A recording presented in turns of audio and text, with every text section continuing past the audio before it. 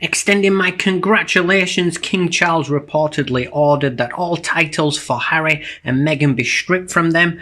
And Charles, you must now take defensive action, even as Harry goes for the throat. Our source reveals that worried courtiers are hoping the King will take a more aggressive stance against the Sussexes, whom they believe want to bring down the royal family. Welcome to the official YouTube channel for all things related to UK royal news trends. I wonder how long it will be before King Charles III sees the danger that Harry and Meghan pose to him and the British monarchy. The staff at Buckingham Palace, Clarence House and Kensington Palace are asking this as they try to come to terms with the monarch's son launching an unpredicted friendly fire attack from the Monastery mansion. I can disclose a widening chasm between the King of Great Britain and some of his courtiers who agree that what the British royal family must be protected from a member who is actively seeking to destroy the family, and the King who insists that while he is deeply saddened by the family rift, he will not permit counterpunches to be thrown against his own flesh and blood.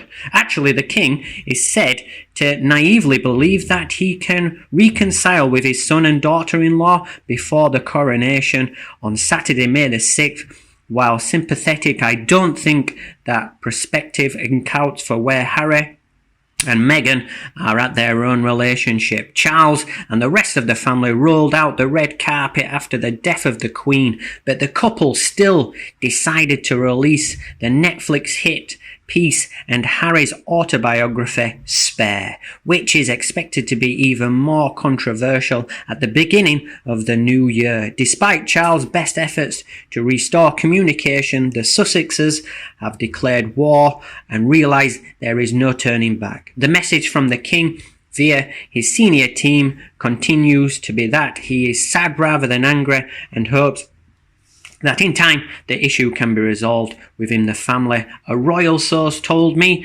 however, that fails to take into account the true nature of Harry and Meghan's mission, which is to destroy the monarchy.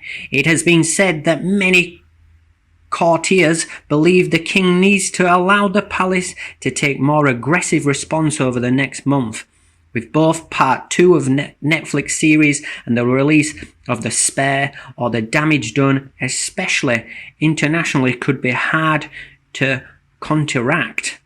If last week's Netflix premiere was an extremely unpleasant appetizer, then Thursday's second volume of Harry and Meghan's Truth will likely be poisoned main course laced with a great deal of unpleasant flavours.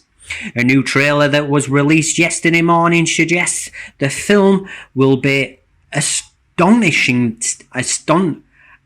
antagonistic without the background information that may be made public on Thursday. Prince Harry made a potentially damaging accusation, possibly of palace courtiers or the British media. They lie to protect Prince William. Sussexes are never safe. Why they are around?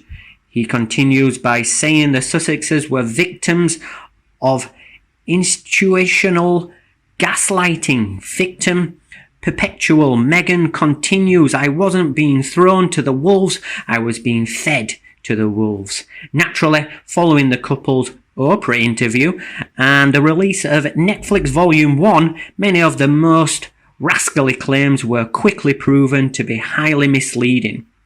Possibly unwisely, Harry admitted on camera that he and Meghan do not have exclusive access to all the facts. Instead of relying solely on the media, which frequently lacks resources to report on what goes on behind the scenes, the institution needs to fight back with facts too. The royal source continued, the time has come for a step-by-step analysis of why what virtually everything Harry and Meghan are saying completely misrepresents the help and support they were given from day one by the institution, but also the right they were given to make their own decision. By cruelly throwing the Queen's most loyal lady in waiting, Lady Susan Hussey, under the bus within hours of social media claim by charity boss Gose Folane. Charles and William gave the impression that they might be willing to take a more modern approach to media relations. That's why it's not a good idea to build a fortress around Harry and Meghan.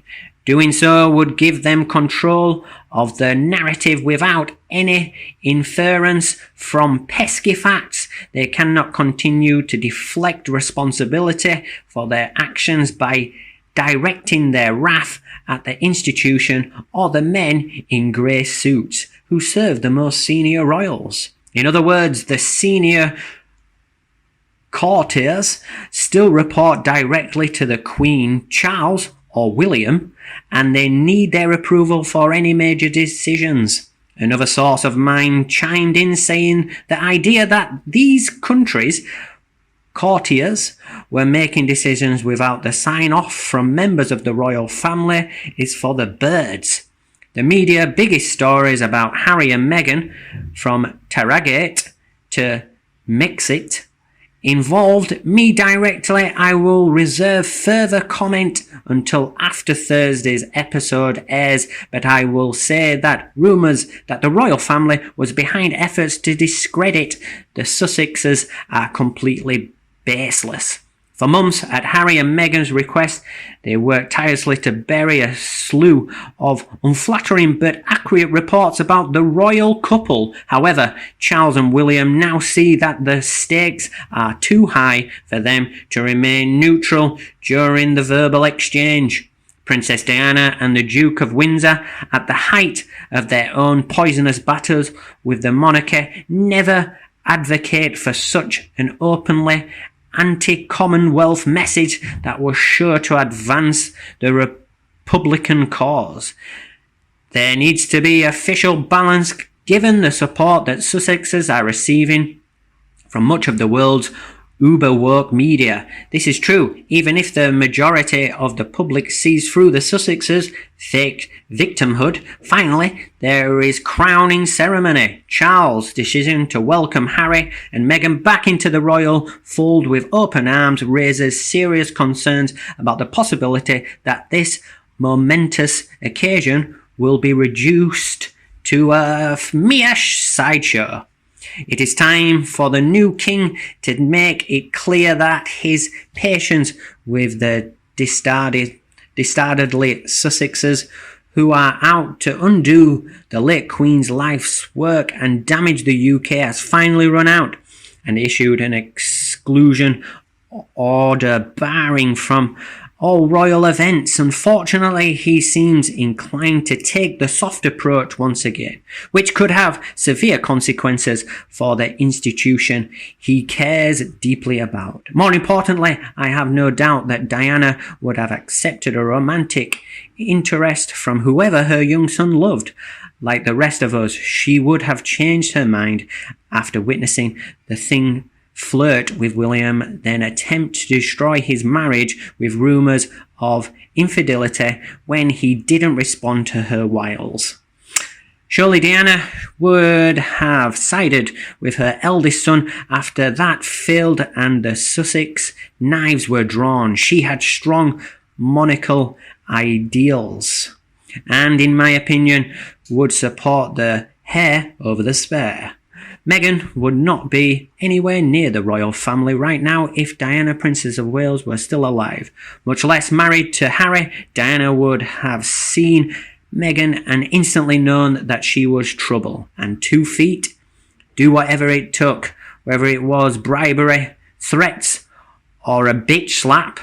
If this were today, Meghan wouldn't have stood a chance at all. You wouldn't want to cross a manor bear while she's guarding her cub, would you? Extremely harmful effects on health may result. How about you? Is it your opinion that we are correct? If so, hit that like button and help those in your circle who could use it right now. If so, I'd love to hear your thoughts in the comment section, where we can also discuss Sussex's films. Don't be shy about hitting that subscribe button to see more videos from UK Royal News Trend News Crew. Now, I want to say thank you for watching and then say goodbye until tomorrow.